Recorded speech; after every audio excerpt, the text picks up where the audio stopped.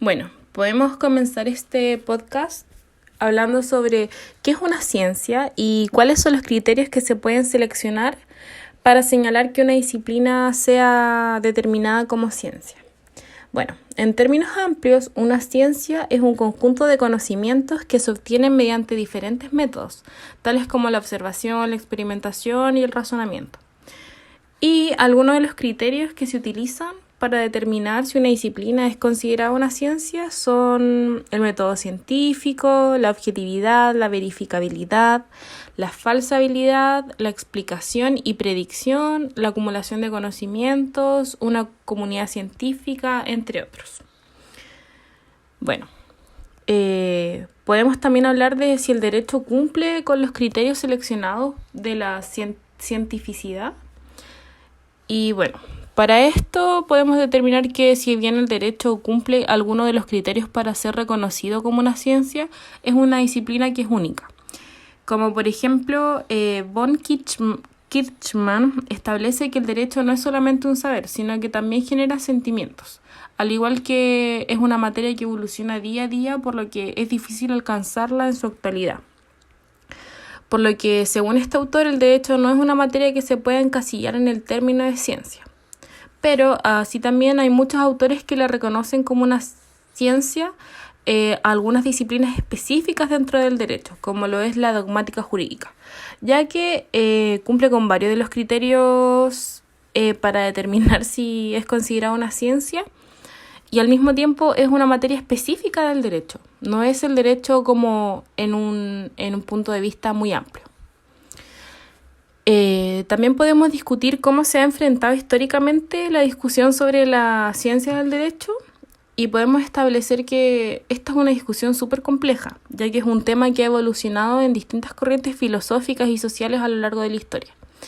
Sin embargo, es una materia que se encuentra bien trabajada por distintos autores de diferentes corrientes filosóficas, ya que es un estudio que lo ha llevado a ser una disciplina más completa en distintas perspectivas.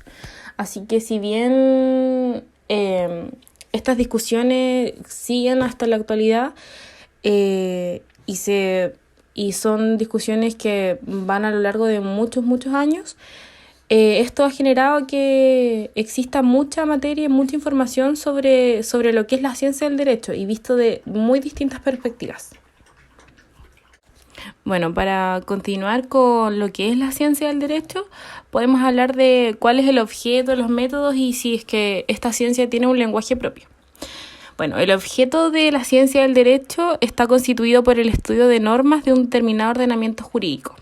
Esto es, en otras palabras, el estudio sistemático de normas jurídicas, instituciones legales y la aplicación en la sociedad. Busca analizar y explicar los conceptos, reglas, principios y procesos que conforman un sistema legal y cómo estos regulan las relaciones entre los individuos y otros individuos y entre los individuos y el Estado. Existen diversos métodos dependiendo del enfoque y la perspectiva del estudio, como por ejemplo el método jurídico dogmático, el método comparativo, el método empírico, entre otros. Y desde el punto de vista del lenguaje, el derecho tiene un lenguaje técnico y específico dentro del ámbito jurídico. Esto con el fin de una interpretación coherente y precisa de las normas para evitar ambigüedades. Bueno, podemos ubicar la ciencia del derecho entre los tipos de saberes que existen.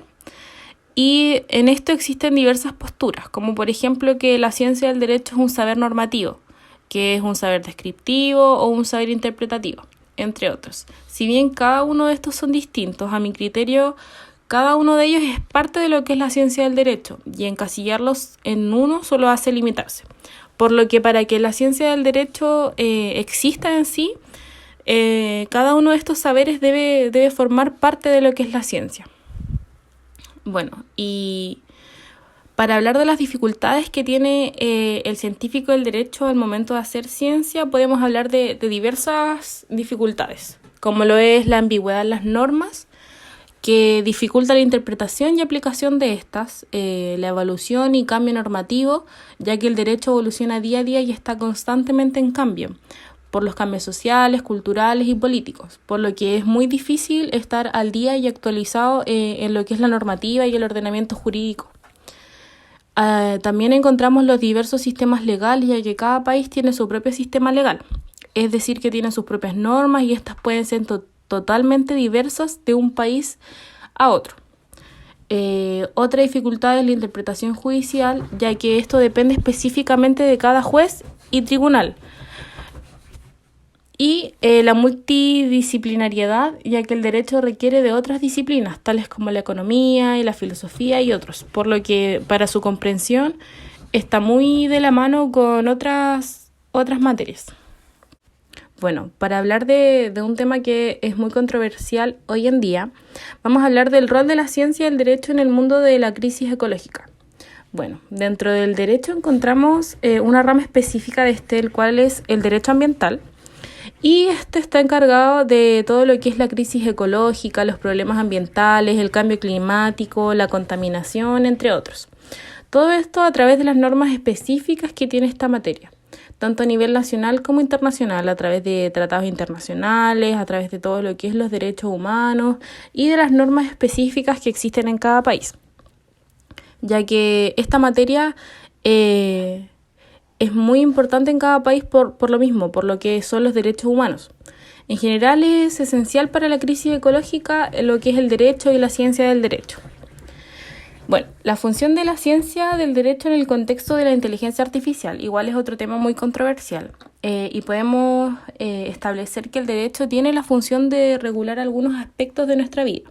En todo lo que es la tecnología, en especial la inteligencia artificial, cumple el rol de deber generar un marco normativo que la regule en diversos ámbitos, tales como la responsabilidad, la privacidad, la protección de datos, el derecho de propiedad intelectual, entre otros. Todo esto con el fin de garantizar los derechos de todos los ciudadanos y que estos no se vulneren. Asimismo, igual podemos establecer que la evolución que ha tenido el derecho en esta materia y que debe regularse para poder garantizarnos a todos nuestros derechos. Bueno, las diferencias entre la visión naturalista y del positivismo sobre la ciencia del derecho. Aquí podemos establecer que estos dos conceptos, el naturalismo y el positivismo, son enfoques filosóficos que tienen diversas perspectivas sobre lo que es la ciencia del derecho, y para diferenciarlos vamos a tomar 3 puntos distintos. En primer lugar, el fundamento del derecho. Ante esto, el naturalismo sostiene que existe un orden moral superior, es decir, un principio universal que sirve como base para el derecho. Y, a diferencia de esto, los positivistas establecen que el derecho tiene como base las costumbres, la legislación, los sistemas jurídicos, es decir, que deriven únicamente de fuentes humanas. Por lo que aquí la primera diferencia que encontramos es que el naturalismo sostiene que existe algo superior a lo que son las normas establecidas por nosotros. En cambio, los positivistas solo establecen que la base del derecho son las fuentes humanas. En segundo lugar, según la naturaleza del derecho, los naturalistas vinculan al derecho con la ética, la justicia y la moral, y establecen que las normas deben ajustarse siempre a estos. En cambio, los positivistas solo consideran el reconocimiento de una autoridad para establecer que una norma es válida. Por lo que aquí la diferencia sería que los naturalistas, para validar una norma, esta siempre debe estar en base a la ética, la justicia y la moral, pero para los positivistas esto no es necesario, ya que solo necesitan que una autoridad la considere como norma para establecer su validez. Y en tercer lugar, según la flexibilidad del derecho, establecemos que los naturalistas estiman que las leyes sí pueden ser injustas o contrarias a los principios morales, por lo que estas sí se pueden cuestionar. En cambio, los positivistas estiman que aunque la ley sea injusta, se debe obedecer y no cuestionar las normas.